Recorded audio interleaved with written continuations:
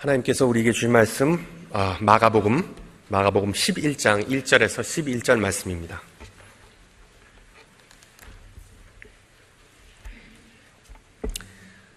우리 말씀을 한 절씩 교독합니다. 그들이 예루살렘에 가까이 와서 감람산 벳바게와 베다니에 이르렀을 때에 예수께서 제자 중 둘을 보내시며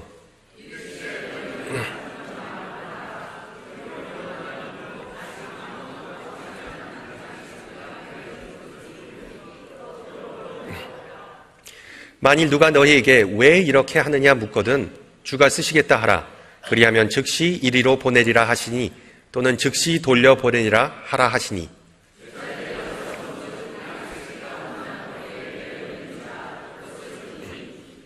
거기 서 있는 사람 중 어떤 이들이 이르되 나귀 새끼를 풀어 무엇 하려느냐 하매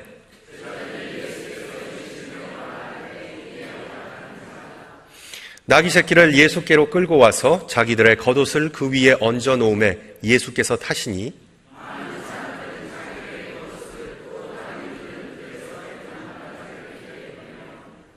앞에서 가고 뒤에서 따르는 자들이 소리 지르되 호산나 찬송하리로다 주의 이름으로 오시는 이여.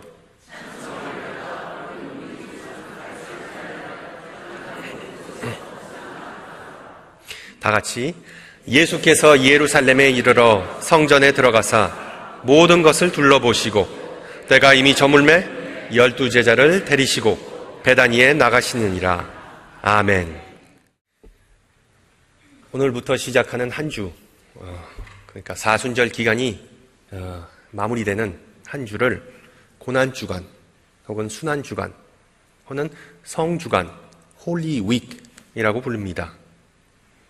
이 기간이 특별히 거룩한 이유, 성스러운 이유는 예수님의 순환, 십자가, 고통, 죽음, 그리고 부활과 같은 정말 하나님의 구원의 역사의 가장 핵심적인 사건들이 이번 주간에 벌어졌기 때문입니다. 예수님께서 흘리신 그 거룩한 보혈을 우리 마음에 품고서 한 주 동안 우리가 스스로 절제하고 기도하고 그리고 또한 말씀을 묵상하면서 그 예수님의 크신 사랑과 희생에 동참하는 그런 뜻깊은 시간이 됐으면 좋겠습니다. 세상을 움직이는 힘은 인간의 착각과 오해다라는 격언이 있습니다. 문명과 과학이 발전해서 계몽주의 이후로 인간 사회는 이성이 지배한다는 그러한 견해가 있죠. 그러나 여전히 인간은 착각의 동물입니다. 사람들의 가장 큰 착각이라는 재밌는 글을 인터넷에서 발견했는데 한번 들어보시기 바랍니다. 어린이들의 착각. 울면서 떼쓰기만 하면 엄마는 내 말을 다 들어준다. 엄마들의 착각. 우리 아이는 기본적으로 똑똑하다. 다만 성적이 좋지 않은 이유는 공부를 열심히 하지 않기 때문이다. 실연을 당한 사람들의 착각. 나는 세상에서 가장 불행한 사람이다. 남성들의 착각. 아름다운 여성이 나를 바라보면 그것은 나에게 호감이 있다는 것이다. 여성들의 착각. 남자가 나에게 먼저 말을 걸어오면 그 남자는 나에게 호감을 갖고 있는 것이다. 흡연자들의 착각. 이 자리에는 아무도 없겠죠. 나는 언제든지 담배를 끊을 수 있다. 그리고 모든 사람들의 공통적인 착각은 그것은 내 잘못이 아니다.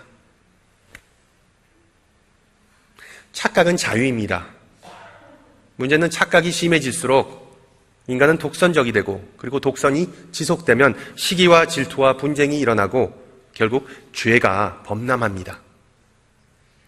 잘못되고 삐뚤어진 생각, 착각, 오해 때문에 관계가 파괴되고 이러한 현상은 인간과 인간뿐만 아니라 인간과 하나님과의 관계에 있어서도 해당되는 것입니다.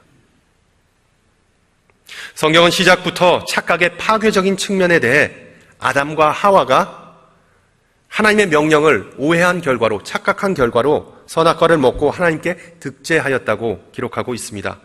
자신들이 피조물이라는 그 사실을 착각, 아니 망각한 채 자신들은 창조주, 즉 하나님, 신이 될 수 있다는 그런 마음이 그 후손들, 즉 우리 인간들에게도 이어졌습니다.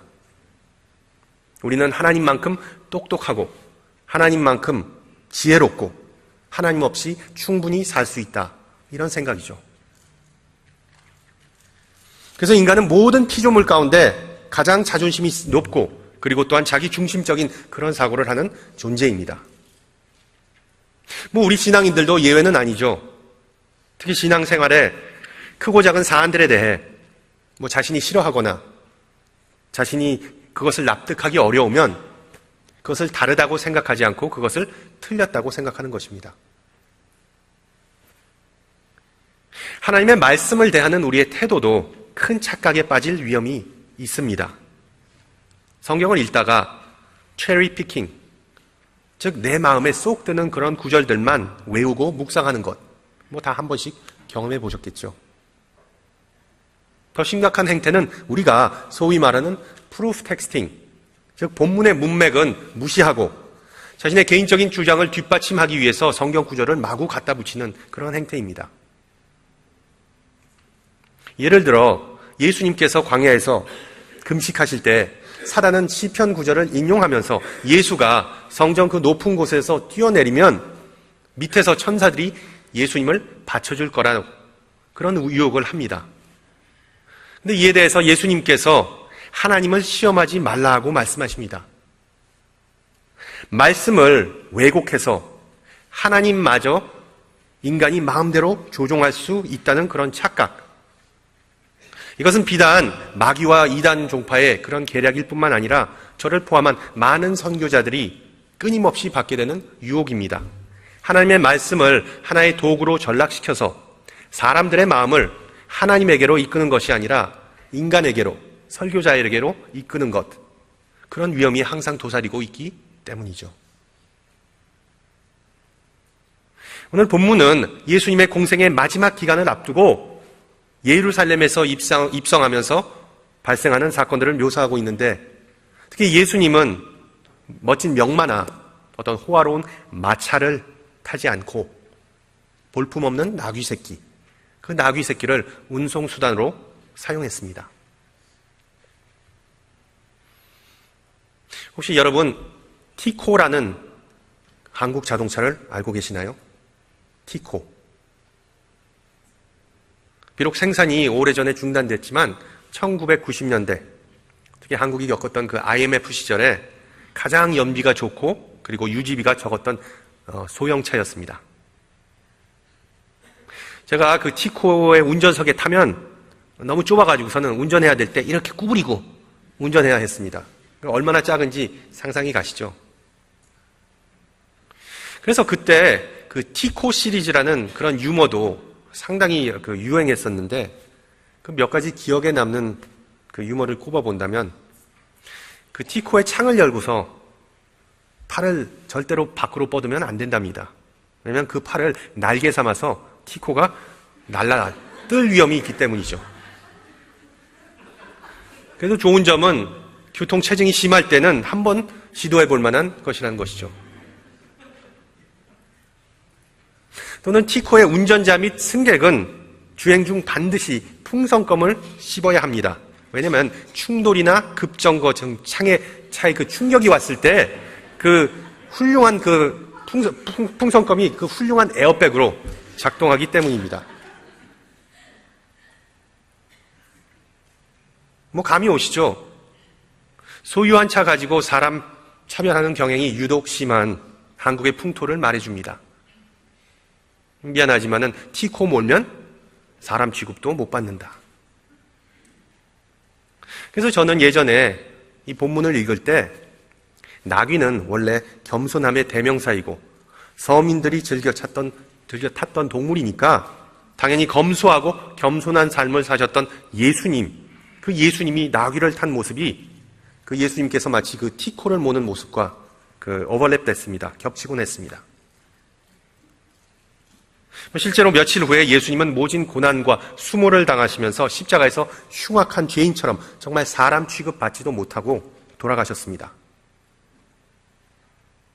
그리고 예수님께서 나귀, 티코를 모셨던 또 한 가지 이유, 사람의 키보다 높은 그 말을 탔다면 그 예루살렘에 입성하면서 많은 사람들을 그 위에서 아래로 내려봐야 됐기 때문에 좀 약간 거만해 보였을 수 있기 때문에 그 나귀 새끼, 정말 그 사람들의 딱 타면 사람들의 눈높이와 맞는 그 나귀 새끼를 이용하신 것도 하나의 이유라고 생각했습니다.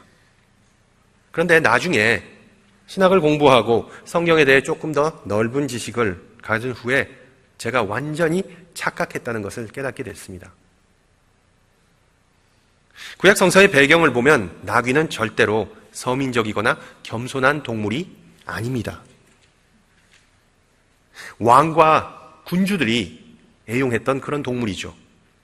그래서 열왕기서 1장을 보면 노환 중인 다윗 왕이 솔로몬에게 자신의 그 왕위를 물려주면서 그 솔로몬을 자신의 아들을 자신이 탔던 노새에 앉혀서 태워서 제사장에게 기름 부음 받으러 가라고 명령합니다.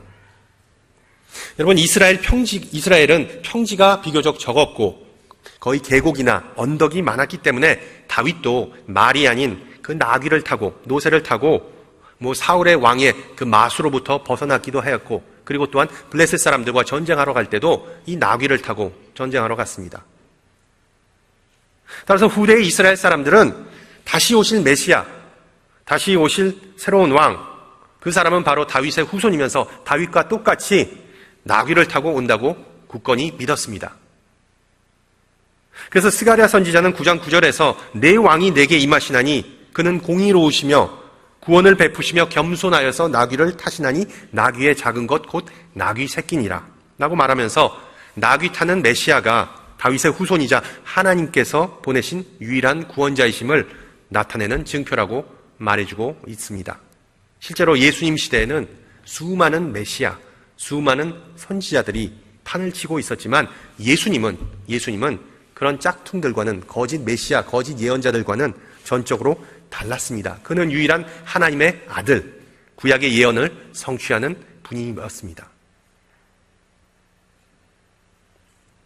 소유가 아니라 존재가 중요하고 현상이 아니라 본질이 중요합니다. 영적으로 성숙하고 신앙이 깊게 뿌리를 내리기 위해서 많은 오해와 실수와 그런 것들을 거치고 또한 많은 시간이 필요합니다. 내가 어린 시절에 만난 예수님과 내가 어른이 되어서 만난 예수님은 분명 똑같은 분이시지만 그를 바라보고 이해하는 그리고 사랑하는 방식은 변하기 마련입니다. 첫 인상이 정확한 인상이라는 그 우리의 편견 때문에 타인과 더 깊은 신뢰를 쌓지 못하는 것이 우리의 모습 아니겠습니까?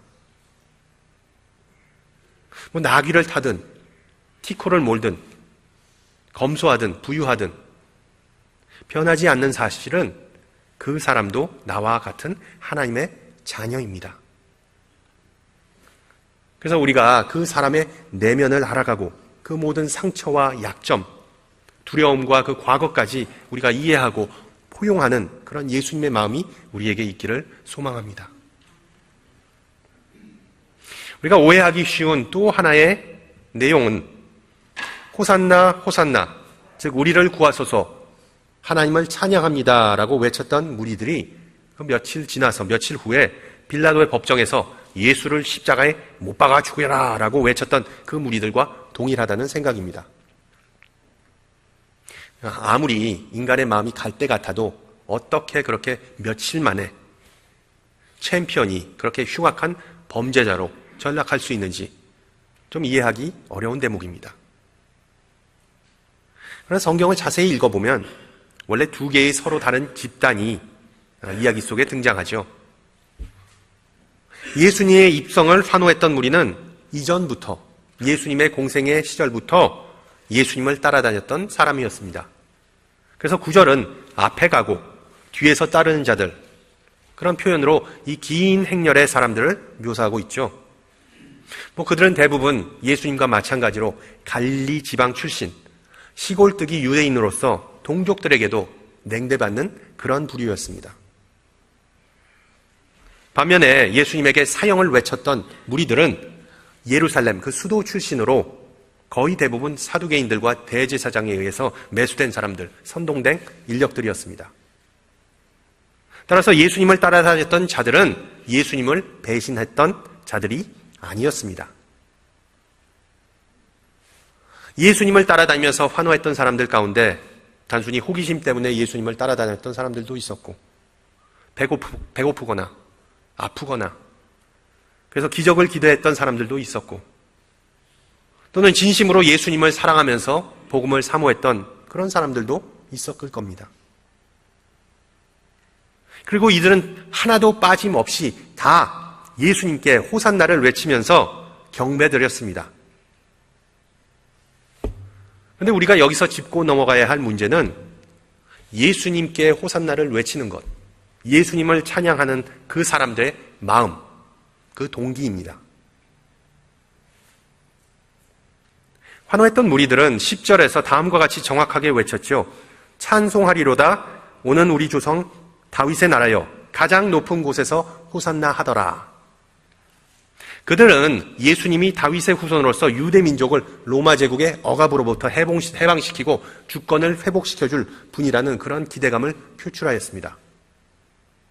따라서 이 군중은 예수님에게 순수한 마음으로 영광을 돌렸다기보다 예수님을 자신들의 정치적인 도구, 정치적 우두머리, 마치 전당대회에서 갓 선출된 당대표처럼 떠받든 그런 상황이었습니다. 예수님은 3년 동안 그 무리들에게 하나님의 나라에서 선포하시고 그리고 또한 그 자신의 목적, 자신의 사역의 의미에 대해서 가르쳤지만 이들은 자신들의 이념과 정치적인 성향을 예수님의 사역과 가르침과 동일시해버린 것입니다. 비록 같은 길을 함께 걸어왔을지라도 예수님의 비전은 온 세계에 하나님의 평화와 사랑을 전하는 것이었던 것 반면에 백성들의 비전은 힘과 그리고 또한 폭력으로 로마 군대를 몰아내서 하나님의 나라를 수복하자는 그런 계획이었습니다. 여러분, 앞서 말씀드렸듯이 오해와 착각이 하나님의 백성의 위험한 이유가 바로 여기에 있습니다. 우리가 얼마나 오랜 기간 동안 신앙생활을 했는지, 얼마나 열심히 예수님을 따랐는지 그것이 중요한 것이 아니라 우리가 얼마나 잘 그리고 제대로 하나님의 마음을 헤아리고 그 비전을 우리가 공유하는지, 이것이 바로 중요한 것입니다.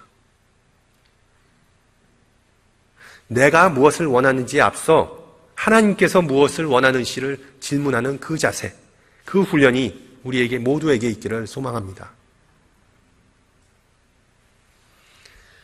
예루살렘 도성에서 만날 수 있는 또 다른 부류의 사람들은 본문 전반부에 나오는 이 제자들과 그리고 또한 마을 사람들입니다.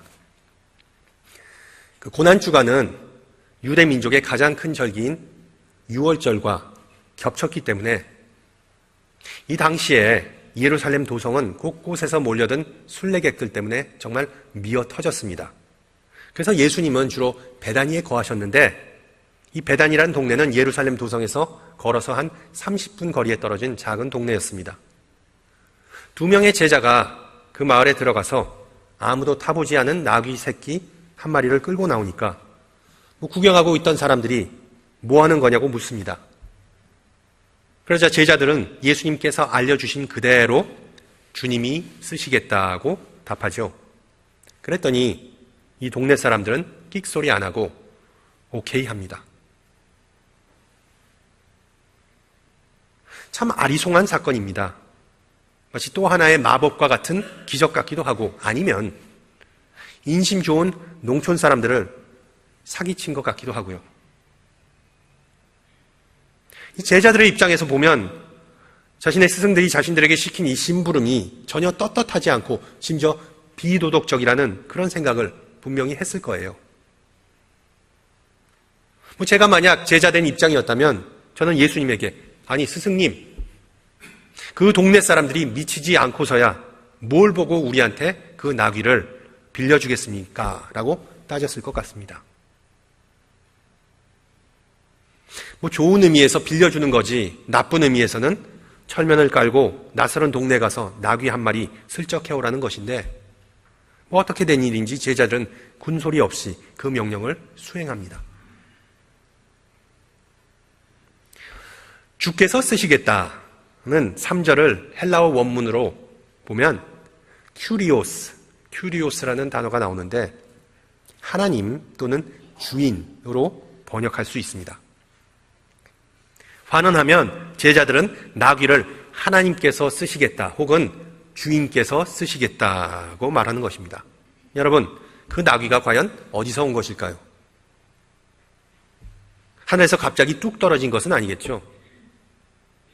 왜냐하면 가지고 계신 성경 그 맨 밑에 나온 각주를 보시면 어느 사본에는 즉시 돌려보내리라 라고 기록됨, 뭐 이런 점으로 미뤄보아 그 마을 사람들은 그 나귀의 실제적인 주인이 누구인지를 잘 알고 있는 듯 보입니다. 그럼에도 불구하고 제자들이 예수님의 말씀을 그대로 따라서 전하니까 마을 사람들은 아무 의심 없이 그대로 받아들였다고 성경은 전해줍니다. 이 이야기는 복음서에 나온 다른 기적 이야기들과 마찬가지로 예수님은 누구신가에 대한 실마리를 제공해 줍니다. 예수님은 하나님과 똑같은 큐리오스, 즉 주인이시자 그 나귀뿐만 아니라 창조된 우주 만물의 실질적인 오너입니다. 오너. 나중에 마가복음 14장에서도 예수님은 두 제자를 도성 안으로 보내어 어느 집주인에게 최후의 만찬을 위한 장소를 제공할 것을 부탁하게 하십니다. 이 마을 사람들과 똑같이 그 주인도 예수님의 말씀에 순종합니다. 구약에서도 이와 비슷한 사례를 찾아볼 수 있는데 창세기 22장에서 모리아산에서 아브라함이 그 외아들 이삭을 희생제물로 바치고자 할 때 하나님께서는 그를 제지하시고 그리고 예비해 놓은 양 한 마리, 그 양 한 마리를 대신 바치게 합니다. 여호와께서 준비하셨다. 여호와 이레. 구약의 아브라함도 그랬듯이 신약의 제자들과 베다니 마을 사람들도 하나님의 말씀에 토를 달지 않고 묵묵히 순종했습니다. 이 모든 신앙의 위인들이 우리에게 가르쳐주는 어떤 영적 원리는 말씀대로 따라 하면 된다. 말씀대로 따라 살면 된다. 따르면 길이 열린다입니다. 내 생각대로 하면 산다, 된다, 길이 열린다라는 그런 인간적인 착각 때문에 하나님의 말씀은 어떻게 보면 뒷전이 되거나 아니면 어떤 유용한 참고도서쯤으로 간주하는 것이 많은 신앙인들의 현실입니다. 우리가 알게 모르게 은혜의 하나님은 나귀, 그리고 정말 풍성한 식탁, 그 많은 것들을 포함해서 모든 것들을 다 예비해 놓으셨는데 우리는 자꾸만 엉뚱한 데 가서 우리의 능력과 지식을 의지하면서 속된 말로 고달프게 삽질하면서 우리의 시간을 보내고 있지 않은지, 그 모습이 우리의 모습이 아닌지 한번 되돌아보시기 바랍니다. 예루살렘 도상, 그것은 예수님께서 도저히 피해갈 수 없는, 아니 반드시 가야만 했던 길고도 험한 길, 어떻게 보면 우리 개개인 모두의 인생길을 상징합니다. 그 길을 걷다 보면 심각한 착각에 빠진 사람들도 만나게 됩니다. 예수님을 호위하면서 종려나무를 흔들었던 그 사람들, 예수님이 왕으로 등극하면 자신들도 한 자리 찰 수 있다는 그러한 기대감에 부풀어 올랐던 사람들이 다수였습니다. 반면에 요란하지 않고 아무 기척 없이 예수님의 말씀을 묵묵히 따르면서 하나님의 섭리, 즉 여호와 이레의 역사에 동참하고 목격한 소수의 사람들도 있었습니다. 여기서 간단한 질문, 이 두 그룹 중에 누가 과연 훌륭한 신앙의 사람일까요? 다수 아니면 소수? 정답은 둘 다 똑같습니다. 둘 다 똑같다는 것은 훌륭한 사람이 아니라 정말 볼품없는 신앙의 사람들이었습니다. 이 두 그룹 모두 예수님께서 사역하시고 능력을 행하실 때는 열심히 그리고 뜨겁게 예수님이 가시는 그 길에 꽁무니를 졸졸 따라다녔지만 예수님의 순환과 고초를 겪으실 때는 흔적도 없이 싹 다 사라져 버린 것입니다. 3년 동안 예수를 따라다니면서 도대체 무엇을 배운 것인지, 여러분, 예수를 따라가면서 절대로 교만하지 말고 방심하지 맙시다. 봄이 되면 우리 자녀들이 대학에 원서를 넣고 입학 허가를 기다리는 중요하고 참 긴장되는 시점인데, 어느 젊은 여학생이 자신이 정말로 가고자 했던 대학에 그 입학 원서를 작성하다가 한 문항에서 마음이 갑자기 출렁거렸습니다. 그 문항의 질문은 뭐였냐면 Are you a leader? 당신은 리더입니까? 그 학생은 자기가 그런 리더십을 가지고 있지 않은 것을, 자기가 리더이지 않은 것을 잘 알고 있기 때문에, 또한 양심적인 학생이었기 때문에 예와 아니오 중에서 아니오라는 칸을 체크했답니다. 원서를 발송한 후에 낙방할 것 같은 마음에 조마조마해서 기다렸는데 몇 주 후에 깜놀한 상황이 발생했습니다.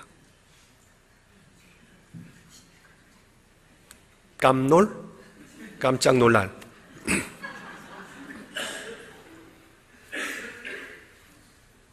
여러분, 어드미션 레터를 받아보신 분들은 아시겠지만 그 입학이 성공하면 두터운 패키지가 옵니다. 그 써내야 될 또 다른 많은 서류들이 있기 때문에. 근데 그 낙방하면, 입학이 실패하면 아쉽게도 그 얇은 봉투 하나가 날라옵니다. 그런데 이 여학생은 두터운 봉투를 받은 것입니다. 그 패키지를 열어보니까 다음과 같은 내용이 있었어요. 입학위원회가 모든 후보자들의 원서를 검토해본 결과 금년에는 1452명의 새로운 리더들이 신입생으로 입학할 것이라는 결과가 나왔습니다. 그 신입생들 가운데 적어도 단 한 명의 팔로워가 반드시 필요하기에 귀하의 입학을 허가합니다.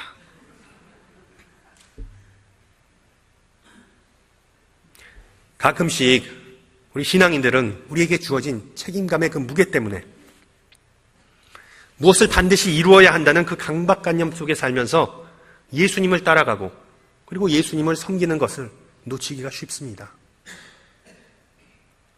예수님께서 제자들에게 가장 먼저 첫 번째로 내리신 명령이 무엇이었습니까? 바로 나를 따르라. 예수님의 발자취를 따르지 않으면 우리는 이 세상 속에서 승리할 수 없는 노릇입니다. 더 나아가 세상의 목소리에만 집중하고 예수님의 말씀을 우리가 놓치면 우리는 착각에 빠져서 마치 예수님을 등에 태우고 간 그 나귀 새끼처럼 사람들의 환호가, 그 환호성이 예수님이 아닌 자기 자신에게로 향하는 것, 그런 착각에 빠져서 우쭐한 마음을 갖고 그리고 또한 교만에 빠지게 됩니다. 사랑하는 성도 여러분, 오늘은 종려주일입니다. 오늘이 복된 날인 것은 비록 우리가 나태하거나 건성으로 예수를 따를지라도, 심한 착각에 빠졌거나 아니면 나름대로 열심히 발버둥치면서 예수님을 쫓아가고자 할지라도 주님은 고요히 그리고 묵묵히 변치 않는 모습으로 예루살렘 도상에서 우리의 인생의 동반자가 되신다는 그 복된 사실입니다. 기도하시겠습니다. 말씀으로 세상을 창조하시고 역사하시는 주님, 이 시간 우리에게 말씀을 주심을 감사드립니다. 많은 사람들이 참된 섬김과 제자도를 왜곡하고 자신들의 착각 속에서 예수를 믿고 다른 이야기를 함께 나누었습니다. 혹 그런 모습이 우리에게 있지 않는지 보혜사 성령님께서 우리의 마음을 책망하여 주시고 우리의 영적인 눈이 열리게 하옵소서. 오직 생명의 말씀이 우리의 신앙의 기준이 되게 하옵시고 진리의 말씀이 우리의 허튼 생각과 잘못된 행보를 수정하여 우리를 자유롭게 하옵소서. 귀하신 예수의 이름으로 기도하옵나이다. 아멘.